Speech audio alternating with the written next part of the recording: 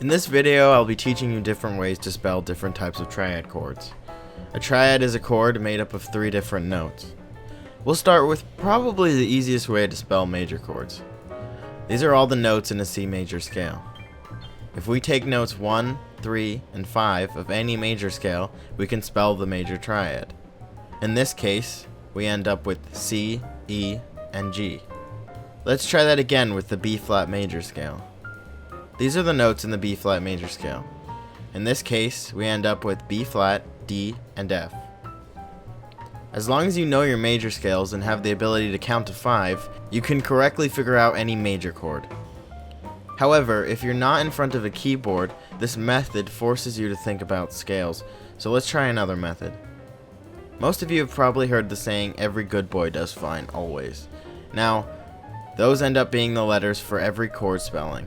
So if we break it down, we get E, G, B, D, F, A, and then we'll add a C on top to complete the cycle. That ends up being E, G, B, D, F, A, C. With this, we can find out any of the notes that would be inside of a chord. For instance, if we want to spell some type of E triad, we start at E, and we end up with E, G, and B. Now we don't know what type of chord E, G, B is without thinking about it further, but we know that those letters will be inside the chord. To spell a major chord from the root, which is the lowest note in the chord, to the third needs to be a major third. That's 2 whole steps away. So what's 2 whole steps from E? That ends up being G sharp. So in order to spell E major, we need E and G sharp. The 5th is a minor third away from the 3rd, or it can be looked at as a perfect 5th away from the root, which ends up being 7 half steps away. So if we have E as the root, B is the perfect 5th away from E, and a minor third away from G sharp. This method might seem harder at first, but once you memorize all your perfect 5ths, the only issue becomes figuring out the quality of the 3rd.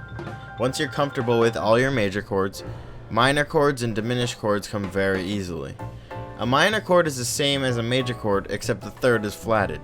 So if we have a C major, which is C, E, G, the minor version is C, E flat, G. If we have a B flat major, which is B flat, D, F, as a major triad, the minor triad is B flat, D flat, F. All we have to do is flat the 3rd. In situations where the 3rd is sharp, like in A major, where we have A, C sharp, E, the sharp becomes natural, and we end up having A, C, and E. Diminished chords are very similar to minor chords. The only difference is we also flat the 5th. So if you know all of your minor chords, that's only one step you have to do, where you flat the 5th. However, if you're still trying to use major chords to figure out your diminished chords, then you need to flat the 3rd and flat the 5th. So in the case of C major, we have C, E, and G. So we flat the 3rd, which is E, and get E flat, and then we flat the 5th, which is G, and get G flat.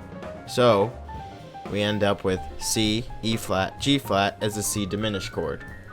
However, the real correct way to think about diminished chords is stacking minor thirds. So if we have B flat, then we have D flat and F flat. If we have A flat, then we have C flat and E double flat. If you're sitting there going, whoa, what's a double flat? It does exactly what you think it would do. It doubles the flat. So flatting something makes it go down a half step. Double flatting it makes it go down 2 half steps. So if we had E flat and it was a double flat, it's now a D. That's it. It's just referred to as E double flat so that the chord spelling doesn't change, but in harmonically it's a D.